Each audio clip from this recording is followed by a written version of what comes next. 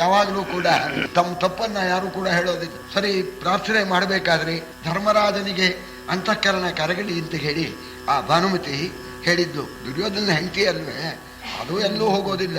ವಿಷವೃಕ್ಷವನ್ನ ಆಶ್ರಯಿಸಿರ್ತಕ್ಕಂಥ ಬಳ್ಳಿ ಮೊದಲೇನೋ ಅಮೃತ ಬಳ್ಳಿಯೇ ಅದು. ವಿಷವೃಕ್ಷಕ್ಕೆ ಹಬ್ಬಿಸಿದ್ರೆ ಅದ್ರ ವಿಷ ಸ್ವಲ್ಪ ಹತ್ಕೋಬೇಕೋ ಇದ್ದು. ಈಗ ಉಪಾಯದಿಂದ ಧರ್ಮರಾಜನ್ನು ಬೇಡ್ಕೊಳ್ತಾ ಇದ್ದಾಳೆ. ಸಂದ್ರಷ್ಟುಂ ತವ ಪಾದ ಮೂಲ ಮಧುನ ಸರ್ವೈ ಸಮಂ ಬಂಧುಭಿ ದೇವ ಭ್ರಾತರಂ ಆಗತಂ ವನತಲೆ ಲೇಶೇನ ಹೇತೋರ್ವಿನ. ಮಹಾರಾಜ 12 ವರ್ಷದ ಒಳಗೆ ಬಂಧುಗಳನ್ನು ನೋಡಬೇಕು ಅಂತ ಇದೆಯಲ್ಲ, ಆ ಪ್ರಕಾರವಾಗಿ ನೀವು 12 ವರ್ಷ ವನವಾಸಕ್ಕೆ ಬಂದ್ಬಿಟ್ಟಿದ್ದೀರಿ. ಸರಿ, ಅದು ಕಳೆಯೋದ್ರಲ್ಲಿ ನಿಮ್ಮನ್ನ ನೋಡಬೇಕು ಅಂತ ನಮ್ಮ ದುರ್ಯೋಧನ ಮಹಾರಾಜರು ಒಳ್ಳೆ ಉದ್ದೇಶ ಹೇಳೋದು. ಒಳ್ಳೆ ಉದ್ದೇಶ ಇಟ್ಕೊಂಡು ನಿನ್ನ ಪಾದಕಮಲ ದರ್ಶನ ಮಾಡಬೇಕು ಅಂತ ಮಕ್ಕಳನ್ನ ಕರ್ಕೊಂಡ್ಬಂದ್ರು.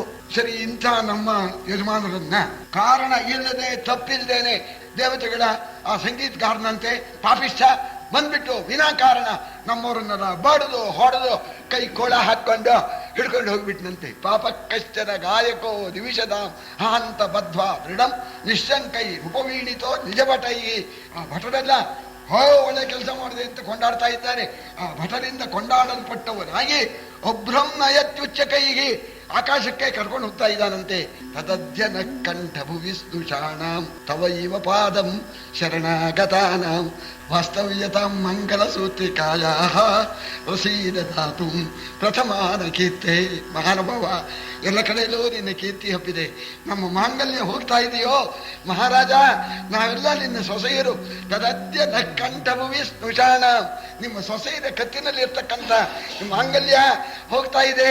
ಮಂಗಲಸೂತ್ರ ಕತ್ತಿನಲ್ಲಿ ಇರೋ ಹಾಗೆ ಅನುಗ್ರಹ ಮಾಡಪ್ಪ ಮಹಾರಾಜ ಅಂತ ಕಣ್ಣೀರಿಂದ ಕಾಲು ತೊಳಿತಾ ಇದ್ದ. ಅಲ್ಲೇ ದ್ರೌಪದಿ ಇದ್ಲು. ಭಾನುಮತಿ, ಹೇಗೆ ಬಿಡಿಸ್ತಾರೆ ನಮ್ಮ ಯಜಮಾನ್ರು. ಸುಳ್ಳು ಯಾಕೆ ಹೊಗಳ್ತೀಯ? ಭಾನು ದರ್ಶನ ಮಾಡೋಕ್ ಬಂದ್ಬಿಟ್ರು, ಯಾಕೆ ಸುಳ್ಳು ಹೊಗಳ್ತೀಯ? ಇರೋದು ಇದ್ದಾಗ ಹೇಳು. ನೋಡಿ, ಅಸಾಧ್ಯ ಯೋಗ್ಯತೆ. ಈಗ ನೋಡಿ ಹೇಗೆ ಬಂತು. ಇವಳನ್ನ ಪಾಂಡವ ರಾಣಿವಾಸ ಅಂತ ಕುಚೋದ್ಯ ಮಾಡಿದ್ರಲ್ಲ, ಈಗ ಹೇಳ್ತಾಳೆ ನೋಡಿ. ಹೇಳು, ಇದ್ದಿದ್ದಾಗ ಹೇಳು, ನಮ್ಮವರು ಬಿಡಿಸ್ತಾರೆ ಎಂದು. ದ್ರೌಪದಿ ಈಗ ಹೇಳ್ತಾಳೆ, ಭಾನುಮತಿ, ಖಳರು ಕೌರವರಿಂದು ಖಳರು ಕೌರವರಿಂದು ಇಂದು ಸಜ್ಜನ ಕುಲ ಶಿರೋಮಣಿ ನೀನು. ಕರುಣಾಜಲಧಿ ನಿನಗಪರಾಧಿಗಳು ನಾವಗೆವು ಜಗವರಿಯೇ. ಹುಳಿಗೆ ಹಾಲಳುಕಿದರೆ ಹಾಲಿನ ಜಲಧಿ ಕೆಡುವುದೆ ಜೀಯ. ಹುಳಿಗೆ ಹಾಲಳುಕಿದರೆ ಹಾಲಿನ ಜಲಧಿ ಕೆಡುವುದೆ ಜೀಯ.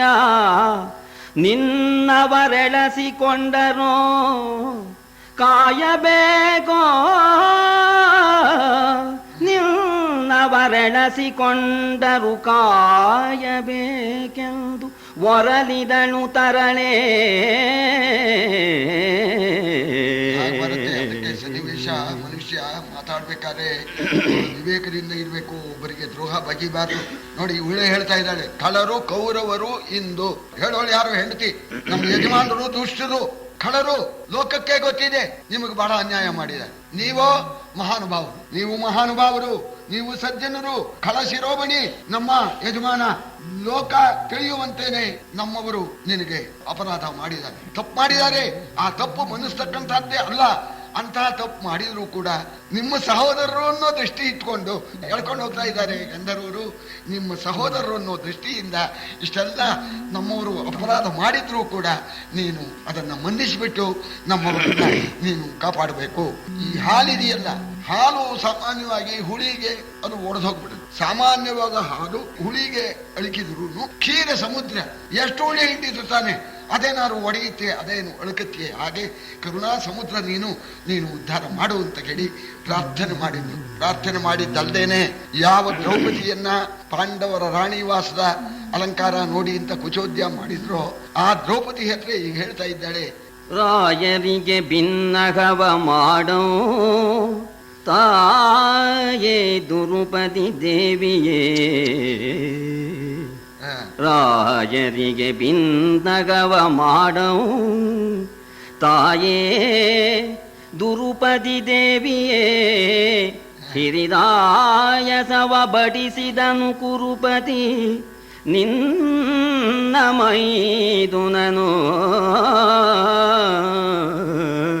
ಹಿರಿದಾಯಸವ ಬಡಿಸಿದನು ಕುರುಪತಿ ನಿನ್ನ ಮೈದುನನು. ನೋಯಿಸನು ಸಿರಿಖಂಡ ನಿಜ ಗುಣದಾಯತವ ಬಿಡದಂತೆ. ನೋಯಿಸನು ಸಿರಿಖಂಡ ನಿಜ ಗುಣದಾಯತವ ಬಿಡದಂತೆ. ನೀವೇ ಕಾಯಬೇಕುದು ಪತಿಯನು, ನೀವೇ ಕಾಯಬೇಕುದು ಪತಿಯನು ಎಂದೊರಲಿದಳು ಭಾನುಮತಿ. ತಿರುಪತಿ ದೇವಿಯೇ, ತಾಯೇ ನೀನೇ ಹೇಳಮ್ಮ, ರಾಜನಿಗೆ ಹೇಳಿ ನೀನ್ ಶಿಫಾರಸು ಮಾಡಿ ನೀನೇ ಕಾಪಾಡೋ ಹಾಗೆ ಏರ್ಪಾಟ್ ಮಾಡು ತಾಯಿ. ವಾಸ್ತವವಾಗಿ ನಮ್ಮ ಯಜಮಾನರು ನಿನಗೆ ಬಹಳ ಆಯಾಸ ಉಂಟು ಮಾಡಿದ್ದಾರೆ, ಆದರೂ ಕೂಡ ನಿಮ್ಮ ಮೈದುನ ಅನ್ನೋ ದೃಷ್ಟಿಯನ್ನು ಇಟ್ಕೊಳ್ಳಿ ತಾಯಿ. ಅವರು ಮಾಡಿರ್ತಕ್ಕಂಥ ಅಪಚಾರನ ನೀವು ನೋಡ್ಬೇಡಿ. ನಿಮ್ಮದು ಬಹಳ ದೊಡ್ಡ ಗುಣ. ಈ ಗಂಧ ಇದೆಯಲ್ಲ, ಧೇದಷ್ಟು ಗಂಧ ಕೊಡುತ್ತಂತೆ. ಹಾಗೆ ದೊಡ್ಡ ಗುಣ. ನೀವು ಅಪಚಾರ ಮಾಡಿದವರಿಗೂ ಕೂಡ ನೀವು ಉಪಕಾರ ಮಾಡತಕ್ಕಂಥವ್ರು ತಾಯಿ. ನೀನು ಸ್ವಲ್ಪ ಶಿಫಾರಸು ಮಾಡಮ್ಮ. ನಿನ್ನ ಶಿಫಾರಸಿಂದ ಮಹಾರಾಜರು ನಮ್ಮ ಪತಿಯನ್ನ ಬಿಡಿಸ್ಕೊಂಡು ಬರ್ತಾರೆ. ಗಂಡನ ಬಿಡುಗಡೆಗೆ ಏನಾದ್ರು ಏರ್ಪಾಟ್ ಮಾಡಿಕೊಡು ಮಹಾತಾಯಿ ದ್ರೌಪದಿ ಅಂತ ಕೈ ಮುಗಿದ್ಲು ಅಂತ. ಈ ಮಾತು ನೋಡಿ ಚಕ್ರವರ್ತಿನಿ ಈಗ ಅದೆಲ್ಲ ಅಹಂಕಾರ ಎಲ್ಲ ಹೋಗ್ಬಿಡ್ತವೆ. ಹಾಗೆ ಬಂದಿದೆ. ಇವ್ರು ಶಿಫಾರಸು ಬೇಕಾಗಿಲ್ಲ, ಮೊದಲೇ ಅವನು ಹೇಳ್ತಾ ಇದ್ದಾನೆ, ಅಯ್ಯೋ ನಮ್ಮ ಕೀರ್ತಿ ಹೋಗ್ಬಿಡ್ತು ಹೀಗೆ ಕೃಷ್ಣ ಅಂತ ಇದ್ದಾನೆ. ಈ ಯಾವಾಗ ಇಷ್ಟೆಲ್ಲ ಇವಳು ಗೋಗರದವಳು ಪ್ರಾರಂಭ ಮಾಡಿದ್ಲು, ಆಗ ಧರ್ಮರಾಜ ಬಿಕ್ಕಿ ಬಿಕ್ಕಿ ಎತ್ತಿ ಬಿಟ್ಟನಂತೆ. ಚುಂಬಿಸಿತು ಕಡು ಶೋಕ, ಚುಂಬಿಸಿತು ಕಡು ಶೋಕ, ಮಿಡಿದನು ಕಂಬನಿಯನು ಗುರಿನಲಿ ಘನ ಕರುಣಾಂಬುನಿಧಿಸಿ ಗುರಿಸಿ ಮೈಗೂಡಿರಿದರೋ ಮದನೇ. ಹಂಬಲಿಸಬೇಡ ಅಗಡ ನೀ ಹಂಬಲಿಸಬೇಡ ಅಗಡ. ಕುರುಪತಿಯಂಬನಾರು ಬೊಪ್ಪನವರೇನೆಂಬರು ಏಳೌ ತಾಯೇ. ಬೊಪ್ಪನವರೇನೆಂಬರು ಏಳೌ ತಾಯೇ ಎನ್ನುತ್ತ ಎತ್ತಿದನು ಭಾಮಿನಿಯ. ಕಣ್ಣೀರು ಸುರಿದು ಬಿಡ್ತು. ಕಣ್ಣೀರು ನೀರನ್ನೆಲ್ಲ ಉಗುರಿಂದ ತೊಳ್ಕೊಂಡಿದ್ದಾನೆ. ಸಂಕಟ ಪಟ್ಬಿಟ್ಟ. ತಾಯಿ ಭಾನುಮತಿ ನೀನು ಅಳಬೇಡಮ್ಮ, ನೀ ಅಳಬಾರ್ದಮ್ಮ, ಅಳಬಾರ್ದು. ವಾಸ್ತವವಾಗಿ ನೀನು ಹೇಳ್ಬೇಕೆ, ದುರ್ಯೋಧನ ನಮ್ಮವನಲ್ವೇ, ನಮ್ಮಪ್ಪ ಏನು ಹೇಳಿ ಯಾರು ನಮ್ಮ ದೊಡ್ಡಪ್ಪ, ನಾವು ಈಗ ಸುಮ್ಗಿದ್ರೆ. ತಾಯಿ ನೀನು ಯೋಚನೆ ಮಾಡಬೇಡ, ನಾನು ಗಂಧರ್ವರನ್ನು ಗೆದ್ದು ನಿಮ್ಮ ಪತಿಗಳನ್ನು ಬಿಡಿಸ್ಕೊಂಡು ಬರ್ತೇನೆ. ಏಳು ತಾಯಿ, ನೀನು ಹಂಬಲಿಸಬೇಡ, ನೀ ಹತ್ರ ನಂಗೂ ದುಃಖ ಆಗತ್ತೆ, ಏಳು ತಾಯಿ ಅಂತ ಭಾನುಮತಿಗೆ ಸಮಾಧಾನ ಮಾಡಿದ. ಯಜ್ಞಕ್ಕೆ ಕೂತಿದ್ದಾನೆ, ತಾನು ಹೋಗೋ ಹಾಗಿಲ್ಲ. ಭೀಮ ಅಲ್ಲೇ ಸುತ್ತೂರಿತಾ ಇದ್ದಾನೆ. ಇದೆಲ್ಲ ನೋಡ್ಕೊಂಡು ಅವನಿಗೆ ಬೇಜಾರು. ಧರ್ಮರಾಜ ಭೀಮನ್ನು ಕರೆದು ಹೇಳ್ತಾ ಇದ್ದಾನೆ, ಭೀಮ ಬಾ ಕುರುರಾಜ ಕುಲ ಚೂಡಾಮಣಿಯತ. ಭೀಮ ಬಾ ಕುರುರಾಜ ಕುಲ ಚೂಡಾಮಣಿಯತ. ಹೋಗು ಕದನೋದ್ದಾಮ ದರ್ಪಣತಾ ನಿಜಾನ್ವಯ ಕುಮುದ ಚಂದ್ರಮನ. ನಿಜಾನ್ವಯ ಕುಮುದ ಚಂದ್ರಮನತ ಮನೋವ್ಯಥೆ ಬೇಡ ನೃಪಚಿಂತಾಮಣಿಯತಾಯನಲು. ಕರಯುಗ ತಾಮರದವನು ಮುಗಿದು, ಕರಯುಗ ತಾಮರದವನು ಮುಗಿದು ಭಿನ್ನಗ ಮಾಡಿದನು ಭೀಮ. ಭೀಮ ಬಾರಪ್ಪ, ಕುರುರಾಜ ಕುಲ ಚೂಡಾಮಣಿಯತ. ಚೂಡಾಮಣಿ ಲೋಕ ಸುಖಂ ಅಂತ. ಚೂಡಾಮಣಿ ಶಿರೋರತ್ನಂ ಅಂತಾರೆ. ಹೆಣ್ಮಕ್ಳು ತಮ್ಮ ಶಿರಸ್ಸಿಗೆ ಧರಿಸ್ತಕ್ಕಂಥ ಆಭರಣ ಚೂಡಾಮಣಿ ಅಂತ. ಆ ಚೂಡಾಮಣಿ ಎಂಬತಕ್ಕ ರತ್ನ ಇದ್ದು ಬಿಟ್ರೆ ಇಹಲೋಕದಲ್ಲಿ ಏನೇನು ಸೌಖ್ಯಗಳನ್ನು ಅನುಭವಿಸ್ಬೇಕೋ ಅಷ್ಟು ಅನುಭವಿಸಬಹುದಂತೆ ಆ ಚಿಂತಾಮಣಿಯ ಮಹಿಮೆ. ಅದಕ್ಕೆ ಕುರುಕುಲ ಚೂಡಾಮಣಿ ಅಂತ ದುರ್ಯೋಧನನ್ನ ಹೊಗಳ್ತಾ ಇದ್ದಾನೆ. ಅವನ್ ಕರ್ಕೊಂಡು ಬಾ. ಯಾವಾಗಲೂ ದುರ್ಯೋಧನ ಅಂತಲೇ ಅವನಿಗೆ ಹೆಸರು. ಶತ್ರುಗಳು ಅವನೊಡನೆ ಯುದ್ಧ ಮಾಡಿ ಗೆಲ್ಲೋದು ಬಹಳ ಕಷ್ಟ. ಅಂಥವನು ಕದನೋದ್ದಾಮ ದರ್ಪ, ಯುದ್ಧದಲ್ಲಿ ಮಹಾಪರಾಕ್ರಮಶಾಲಿ. ಇವತ್ತೇನು ದುರದೃಷ್ಟ ಸೋತ್ಬಿಟ್ಟಿಯಾನೆ. ಅವತ್ತು ಸೋಲೋನಲ್ಲ. ಆದ್ರಿಂದ ಕುರುಕುಲ ಚೂಡಾಮಣಿ ಅವನನ್ನ ಎಲ್ಲರನ್ನು ಗೆದ್ದು ಅವನನ್ನ ಬಿಡಿಸ್ಕೊಂಡು ಬಾ. ಅವರು ನಮಗೆ ತೊಂದರೆ ಕೊಟ್ಟಿದ್ದಾರೆ ಅಂತ ಮನಸ್ಸಿನಲ್ಲಿ ನೀನು ವ್ಯಥೆ ಪಡಬೇಡ. ನೃಪ ಚಿಂತಾಮಣಿಯಾದ ಕೌರವನನ್ನ ಕರ್ಕೊಂಡು ಬಾ, ಬಿಡಿಸ್ಕೊಂಡು ಬಾ ಅನ್ನೋಣ. ಭೀಮನಿಗೆ ಇದು ಇಷ್ಟ ಇಲ್ಲ. ಹೇಳ್ತಕ್ಕಂಥವನು ಅಣ್ಣ. ಆದ್ರಿಂದ ಸ್ವಲ್ಪ ವಿನಯದಿಂದ ಕೈ ಜೋಡಿಸಿಕೊಂಡು ಹೇಳ್ತಾ ಇದ್ದಾನೆ. ಏನು ಅಂದ್ರೆ, ಅಣ್ಣ ನೀನ್ ಅಣ್ಣ, ನಾನ್ ತಮ್ಮ. ಅಣ್ಣನ ಮಾತನ್ನ ತಮ್ಮ ಕೇಳ್ತಕ್ಕಂಥದ್ದು ಧರ್ಮ. ಆದರೆ ಅಣ್ಣ ನಿನ್ನ ಅಂತಸ್ತಿಟ್ಕೋಬೇಕು. ಆಡತಕ್ಕಂಥ ಮಾತು ಹೇಗಿರಬೇಕು ಅಂತಂದ್ರೆ ಈ ಮೂರಕ್ಕೂ ಸಮ್ಮತವಾಗಿರ್ಬೇಕು. ನೀನು ಚಕ್ರವರ್ತಿ ಆಗಿರ್ತಕ್ಕಂಥವನು. ಎಂಥ ಮಾತಾಡ್ಬೇಕು, ನೀ ಹೇಳಿದ್ ನಾವು ಕೇಳ್ಬೇಕು. ನೀನು ಆಡ್ಬೇಕಾದ್ರೆ ಇಂಥ ಮಾತಾಡ್ಬೇಕು. ಬೆಸಸಬೇಕುದು ನೀತಿ ಶಾಸ್ತ್ರದ ಬೆಸುಗೆ ತಪ್ಪದೆ, ರಾಜಧರ್ಮದ ಮುಸುಡು ಕಂದದೆ, ಕೋಡಿ ಬಿಡಿಯದೆ ಕುಶಲರಾದವರು ಬೆಸಸಬೇಕುದು. ಎಸಗುವುದು ನಾವಾವ ಕಾರ್ಯದೊಳಸುವ ನಿಕ್ಕಿ, ತದರ್ಥವನು ಪರರೆಸಗಿದೊಡೆ ನಮಗೇನು ಬಾಧಕವು. ನಾವಾವ ಕಾರ್ಯದೊಳಸುವ ನಿಕ್ಕಿ ಎಸಗುವುದೋ, ತದರ್ಥವನು ಪರರೆಸಗಿದೊಡೆ ನಮಗೇನು ಬಾಧಕವು ಎಂದನ ಭೀಮ. ಅಪ್ಪಣೆ ಮಾಡಬೇಕಾದ್ರೆ ನೀತಿಶಾಸ್ತ್ರದ ಆ ಹೊಂದಿಕೆಗೆ ತಕ್ಕಂಥ ಮಾತಾಡಬೇಕು. ರಾಜನಾಗಿರ್ತಕ್ಕವನು ರಾಜಧರ್ಮಕ್ಕೆ ಕುಂದಕ ಬರದೇ ಇರ್ತಕ್ಕಂಥ ಮಾತಾಡಬೇಕು. ಜಾಣರಾಗಿರ್ತಕ್ಕವರು ಏನು ಹುಚ್ಚುಚ್ಚಾಗಿ ವರ್ತಿಸಿದ್ರು ಅಂತ ಜಾಣರು ನಿಲ್ಲಿಸ್ತಕ್ಕಂಥ ಮಾತನ್ನ ಆಡಬಾರದು. ಅಣ್ಣ, ಇದು ಮೂರಕ್ಕೂ ಸಮ್ಮತವಲ್ಲ. ನೀನು ಹೇಳತಕ್ಕ ಮಾತು ನೀತಿಶಾಸ್ತ್ರಕ್ಕೆ ಒಪ್ಪಿಗೆ ಇಲ್ಲ, ರಾಜಧರ್ಮಕ್ಕೆ ಸಮ್ಮತವಲ್ಲ.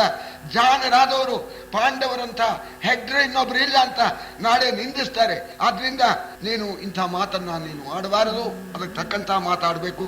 ಯಾವ ಕಾರ್ಯವನ್ನ ನಾವು ನಮ್ಮ ತನು ಮನ ಧನಗಳನ್ನೆಲ್ಲ ವ್ಯಯ ಮಾಡಿ ಸಾಧಿಸಬೇಕಾಗಿತ್ತೋ ಅಂತಹ ಕೆಲಸನ ಇನ್ನೊಬ್ಬರೇ ಮಾಡಿದಾಗ ನಮಗೇನ್ ತೊಂದರೆ, ಈಗ ನಮ್ಗೆ ಅನುಕೂಲವೇ ಆಯ್ತು ಅಂತ. ಇದಕ್ಕೆ ಭೀಮಸೇನ ಹೇಳ್ತಾ ಇದ್ದಾನೆ, ವೇಷ್ಟಾರಂ ಅನ್ಯೇ ಕ್ಲೀಪಸ್ಯ ಪಾತಯಂತೀತಿ ಸುಶ್ರುತಂ ಇದಂ ಕೃತಂ ನ ಪ್ರತ್ಯಕ್ಷಂ ಗಂಧರ್ವೈ ಅತಿಮಾನುಷಂ. ಹೇಳಿ ಅವನ ಕೈಲಿ ಏನೂ ಆಗೋದಿಲ್ಲ ಅಂತ ಒಬ್ಬ ದುಷ್ಟ ಅವನಿಗೆ ಹಿಂಸೆ ಕೊಡೋಕೆ ಹೋಗ್ತಾನೆ. ಅವನಿಗೆ ಹಿಂಸೆ ಕೊಡೋಕೆ ಹೋದಾಗ ಆ ಸಂದರ್ಭದಲ್ಲಿ ಮೂರನೇವನು ಬಂದು ಇವನ್ ಧ್ವಂಸ ಮಾಡ್ತಾನೆ ಅಂತ ಹಿರಿಯರು ಹೇಳ್ತಕ್ಕಂತ ಮಾತು. ಇದು ನಾವು ಕೇಳಿದ್ವಿ. ಇವತ್ತು ಅದು ನಮ್ ಕಣ್ಣು ಮುಂದೆ ನಡೆದೋಯ್ತು ಅಂತ ಹೇಳ್ತಾನೆ ಭೀಮ. ದುರ್ಯೋಧನ ಏನು ಮಾಡಿದ್ರು ಹೊಡಿಗಳಂತ ಇದ್ವಿ. ಬಂದ ಗಂಧರ್ವ ಅತಿಮಾನುಷ ಕೃತ್ಯ ಮಾಡಿ ಬಾಡಿದು ಬಿಟ್ಟು ಅವರನ್ನ ಹೇಳ್ಕೊಂಡು ಹೋದ. ಇದು ಇವತ್ತು ಹಿರಿಯರು ಹೇಳತಕ್ಕ ಮಾತು ನಮ್ ಕಣ್ಣು ಮುಂದೆ ನಡೀತು. ಇದು ಸರಿಯಾಗಿದೆ ಅಂತ. ಕಾಂತಂ ಪ್ರಾಹ ಕಪೋತಿಕಾ ಕುಲತಯ ನಾಥಾಂತ್ಯ ಕಾಲೋಧುನ ವ್ಯಾಧೋಧೋ ಧೃತ ಚಾಪ ಸಜ್ಜಿತ ಶರಹ ಶೇನ ಪರಿಭ್ರಾಮ್ಯತಿ. ಇದೆ ಹೇಡಿಯಾಗಿರ್ತಕ್ಕವನ್ನ ಅನುಕೂಲಕ್ಕಾಗಿ ಮೂರನೇವನು ಬಂದು ಆ ಶತ್ರುವನ್ನ ಧ್ವಂಸ ಮಾಡ್ತಾನೆ ಅಂತ ತಾನೆ. ಇದು ಹಿರಿಯರು ಹೇಳಿರ್ತಕ್ಕ ಮಾತು ನಿಜವಾಯ್ತು ಅಂತ. ಇದು ಹಾಗೆ ಇದೆ. ಇದೊಂದು ಭತೃಹರಿಯ ಶ್ಲೋಕ. ಒಂದು ಮರ, ಆ ಒಂದು ಮರದಲ್ಲಿ ಪಾರಿವಾಳ ದಂಪತಿಗಳು ವಾಸ ಮಾಡ್ತಾ ಇದೆ. ಕಾಂತಂ ಪ್ರಾಹ ಕಪೋತಿಕ ಆಕುಲತಯ. ಆ ಹೆಣ್ಣು ಪಾರಿವಾಳ ಗಂಡನಿಗೆ ಹೇಳ್ತಾ ಇದೆ, ನಾಥಾಂತ್ಯ ಕಾಲೋಧುನ, ಪ್ರಿಯನೇ ಮರಣ ಕಾಲ ಬಂದೋಯ್ತು ನಮಗೆ, ಇನ್ನು ಹೆಚ್ಚೊತ್ತಿಲ್ಲ, ಒಂದ್ ಸೆಕೆಂಡ್ ಅಲ್ಲಿ ನಾವು ಸಾಯ್ತೇವೆ. ಆದ್ರಿಂದ ದೇವರನ್ನ ಧ್ಯಾನ ಮಾಡಿಬಿಡೋಣ, ದೇವರ ಧ್ಯಾನ ಮಾಡೋಣ, ಮುಗೀತು ನಮ್ ಕತೆ. ನಾಥಾಂತ್ಯ ಕಾಲೋಧುನ ವ್ಯಾಧೋಧೋ ಧೃತ ಚಾಪ ಸಜ್ಜಿತ ಶರಹ. ಕೆಳಗಡೆ ನೋಡು, ಒಬ್ಬ ಬೇಡರವನು ಕೈಯಲ್ಲಿ ಬಿಲ್ಲು ಹಿಡ್ಕೊಂಡು ಆ ಬಿಲ್ಲಿಗೆ ಹುರಿ ಕಟ್ಟಿ ಅದನ್ನು ಸೆಳೆದು ಬಿಟ್ಟು ಬಾಣ ಹೂಡ್ಬಿಟ್ಟಿದ್ದಾನೆ. ಹೂಡಿ ಆಗಿದೆ, ಬಿಟ್ರೆ ಸಾಕು ಒಂದ್ ಸೆಕೆಂಡು ಬಂದು ನಮ್ಮ ಇಬ್ಬರನ್ನು ಕೂಡ ಆ ಬಾಣ ಕೊಂದಾಕ್ಬಿಡುತ್ತೆ. ಹಾರಿ ಹೋಗಿ ಬದುಕ್ಬಿಡೋಣ ಅಂದ್ರೆ ಶೇನ ಪರಿಭ್ರಾಮ್ಯತಿ. ಗಿಡಗ ಕಾಯ್ತಾ ಇದೆ ಆಕಾಶದಲ್ಲಿ, ಗೂಡಿಂದ ಹೊರಗೋದ್ರೆ ಆ ಗಿಡಗ ತಿಂದು ಹಾಕತ್ತೆ. ಇಲ್ಲೇ ಇದ್ರೆ ವ್ಯಾಧನ ಬಾಣಕ್ಕೆ ನಾವು ತುತ್ತಾಗಿ ಸಾಯ್ಬೇಕು ಅಂತ ಅದು ಹೇಳ್ತಾ ಇದೆ ದೇವರ ಧ್ಯಾನ ಮಾಡೋಣ ಅಂತ. ಇತ್ತಂ ಸತಿ ಐನ ಸದಟ್ಟ ಇಶುಣ. ಅವನು ಹೂಡಿದ್ದು ಹುತ್ತದ ಮೇಲೆ ನಿಂತ್ಕೊಂಡು ಹೂಡ್ಬಿಟ್ಟಿಯಾನೆ. ಒಳಗಿತ್ತು ಒಂದು ಘಟಸರ್ಪ. ಇವನೇನು ಬಾಣ ಹೊಡೆಯೋಬೇಕು ಇನ್ನೊಂದು ಸೆಕೆಂಡ್ ನಲ್ಲಿ, ಅಷ್ಟೊತ್ತಿಗೆ ಆ ಹಾವು ಕಚ್ಚಿಬಿಡುದು. ಫೈಸಲ್ ಆಸಾಮಿ ಇತ್ತಂ ಸತ್ಯೈನ ಸದಷ್ಟ ಕಚ್ಚಿ ಸತ್ತು ಹೊರಗಿದ. ಹೊರಗೋ ಕಾಲಕ್ಕೆ ಏನಾಯ್ತು, ಬಾಣ ಹೂಡಿದ್ನಲ್ಲ ಅದು ಹಾಗೆ ಹೋಗ್ಬಿಡ್ತು. ಶೇನೋ ಬಿದ್ದೇನ ಅತಃ ಗಿಡಗಿನಿಗೆ ಬಿತ್ತು. ಈ ಹೊಡೆದಿರೋ ಬಾಣ ಇದು ಕೂಡಿದ್ದು ಗಿಡಗಿನಿಗೆ ಬಿತ್ತು. ತೋರ್ನಂತೌತು ಯಮಾಲಯಂ ಪ್ರತಿಗತೌ. ಎರಡು ಶತ್ರುಗಳು ಕೂಡ ಎಂಪಟ್ಟಕ್ಕೆ ಹೋದ್ವು. ದೈವೀ ವಿಚಿತ್ರಾಗತಿ. ಕ್ಲೀಬನಿಗೆ ಮೂರನೇವನು ಸಹಾಯಕ ಬರ್ತಾನೆ ಅಂತ ಇದು ಒಂದು ದೃಷ್ಟಾಂತ. ಇದು ದೈವದ ವಿಚಿತ್ರಗತಿ ಅಂತ ಹೇಳಿ ಇಷ್ಟನ್ನೂಣ ಭೀಮ, ನಿನಗೆ ಇವರೆಲ್ಲ ಕುಬಿಡ್ತಾರಲ್ಲ ಹೆಣ್ಮಕ್ಳು, ಇದ್ ನೋಡಿ ನಿಂಗೆ ದುಃಖವಾಗುವಲ್ಲೋ ಅಂತ ಧರ್ಮರಾಜ್ ಕೇಳಿದ. ಆಗ್ತಿತ್ತು, ನಿಜವಾಗಿದ್ರೆ ನಾನು ದುಃಖ ಪಡ್ತಾ ಇದ್ದೆ. ಈಗ ಯಾಕೆ ಗಂಡಂದ್ರನ್ನ ಹಿಡ್ಕೊಂಡು ಹೋಗ್ಬಿಟ್ಟಿಯಾನಲ್ಲ, ಈಗ ನೀವೆಲ್ಲ ನಾವೆಲ್ಲ ಒಂದೇ ಅಂತ. ತಮ್ಮ ಸಂಕಟ ಕಿವರು ವಿನಯವನೆಮ್ಮಿ ಬಿಂದಗ ಮಾಡುತ್ತಿದ್ದೊಡೆ ನಿಮ್ಮಡಿಗೆ ಪರಿತೋಷವೇ ಕರ್ತಮ್ಮನ ಮುಂಚುವುದೋ ಕಾರ್ಯದ ಕಮ್ಮುಗೆಯ ನೀವರೀರೇ ತಮ ತಮ್ಮ ದುಷ್ಕೃತ ತಮಗೆ ಫಲಿಸಿದರೆ ಏನು ನಿಮಗೆಂದ.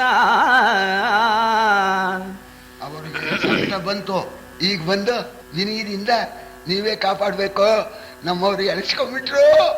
ನೀನ್ ಧರ್ಮರಾಜ ಕರುಣಾಮೂರ್ತಿ, ಈಗ ಸಂಕಟ ಬಂತು ಅಂತ ಇದು ನಾನು ಒಪ್ಪೋದಿಲ್ಲ. ವಿನಯವನ್ನು ನಂಬಿಬಿಟ್ಟು ಆಶ್ರಯಿಸ್ಕೊಂಡು ಬಂದು ಬೇಡ್ಕೊಳ್ತಾ ಇದ್ದಾರೆ. ಮೊದಲು ಎಲ್ಲಿತ್ತೋ ನಮ್ಮ ದ್ರೌಪದಿಯನ್ನು ಹಾಸ್ಯ ಮಾಡಿದ್ದಾರೆ.